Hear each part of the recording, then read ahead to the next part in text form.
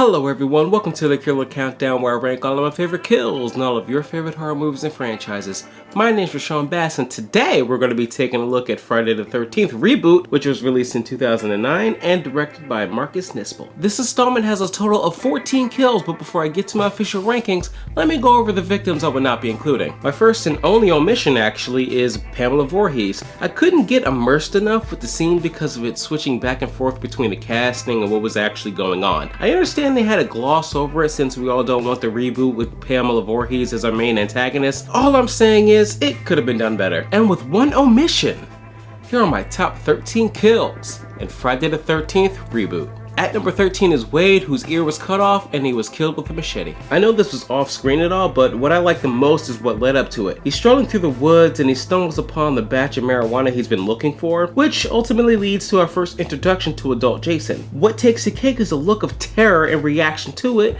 which matched exactly how I felt watching this situation unfold. Number 12 is Nolan, and he was shot in the head with an arrow. This was completely unexpected. Nolan and Chelsea were having a good time, and at this point I forgot exactly what kind of movie I was watching. That is, until I got a friendly reminder that this is a slasher film and that anyone can go at any time. Ow!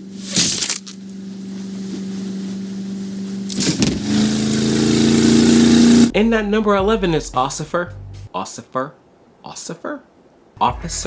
BRACKE, who was stabbed through the eye with a fire poker. Or, well, we can call it an eye poker so it sounds like it was supposed to happen. Speaking of anyone going at any time, Officer BRACKE arrives to figure out what exactly is going on. The group is relieved once he announces himself, but sense of security is illegal on the campground, so before they are able to open the door to let the officer in...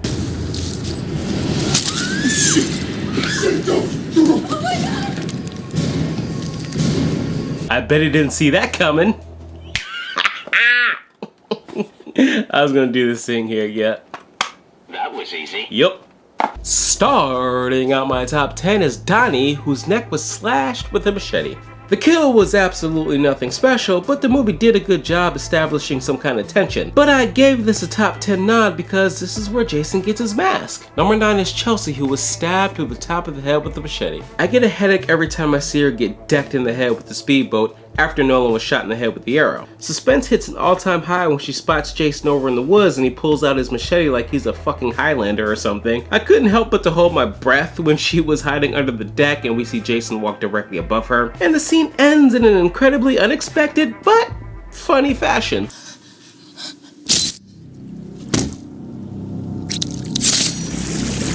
Number 8 is Mike, who was stabbed multiple times and dragged under the floor. This sequence kickstarted my anxiety because of all the close calls with the machete early on. Jason kept missing but getting closer and closer to Mike after each attempt.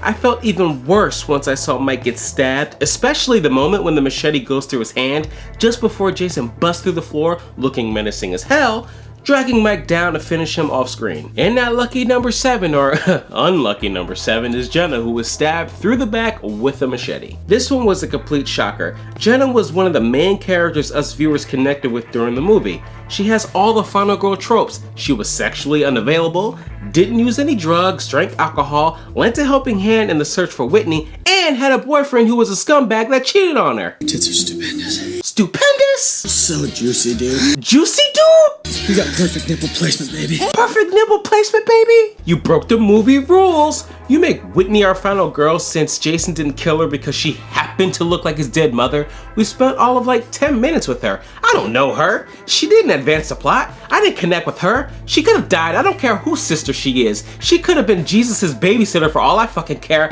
Hashtag not my final girl. Hashtag justice for Jenna. Hashtag blessed. In the 6th spot is Richie, who was caught in a bear trap and his head split in half. After stumbling upon Wade's dead body and hears Amanda screaming, Richie goes to run back to the camp. Duck season, rabbit season, Richie season, bear trap. After Mike gets killed, Whitney is chased back to the camp. She tries to help Richie out of the bear trap, and in the process, he sees Jason standing there, which was so damn eerie. Jason runs up and cracks Richie's head in half, showing us all that this is an entirely different Jason we're used to seeing. Claiming the top 5 spot is Chewie, who was stabbed in the throat with a screwdriver. Chewie is dicking around in the tool shed with a hockey stick until he shatters a lamp above him. While looking at a piece of glass, Chewie discovers Jason standing behind him, and he makes a pretty funny hockey reference. Hey, are you looking for this?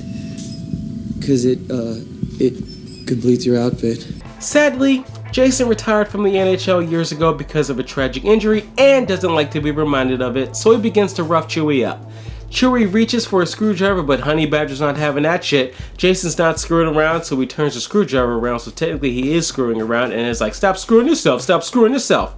Slowly screwdriving the screwdriver into Chewie's throat. Man, he got screwed up. And that number 4 now goes to fucking Trent now. Why did I do it that way? I don't know. The only reason why I'm starting a bit earlier is because I want to include a scream. And now let's fast forward. He ends up alone running through the woods and is almost ran over by a tow truck. Very hesitant, Trent wants to make sure the driver isn't Jason. That's when the retired goalie stabs Trent through the back and tears a machete up his body like a hot knife through butter before finally throwing him onto the tow truck hooks.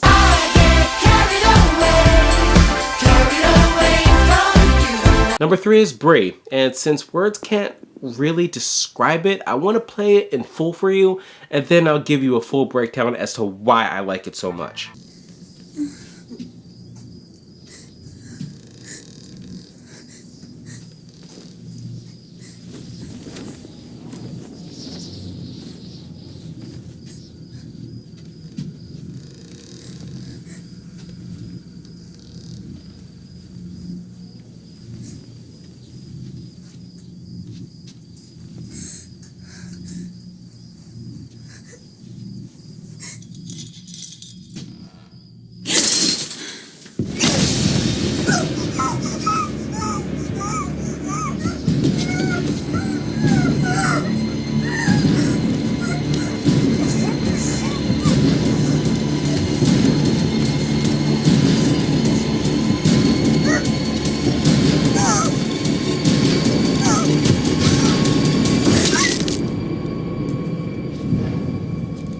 Senna.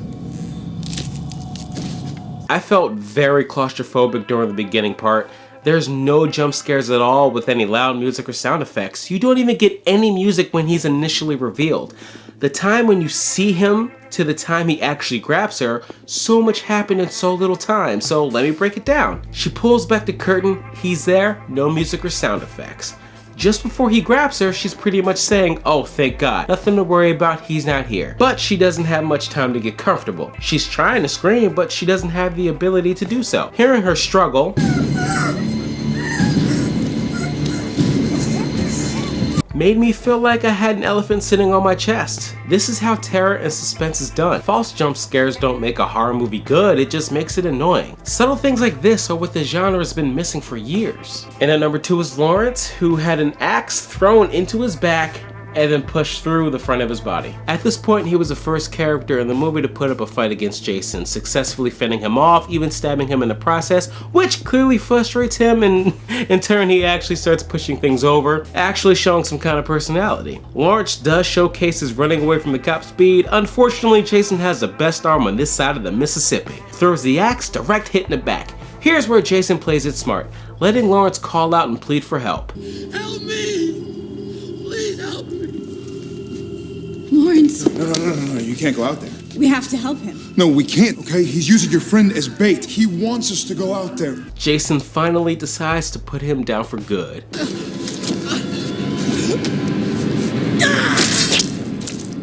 And in at number 1 is Amanda, who was roasted over a campfire. Initially, when she's getting dragged out, I thought Jason was gonna hit her against a tree as kind of a callback to part 7 and Jason X.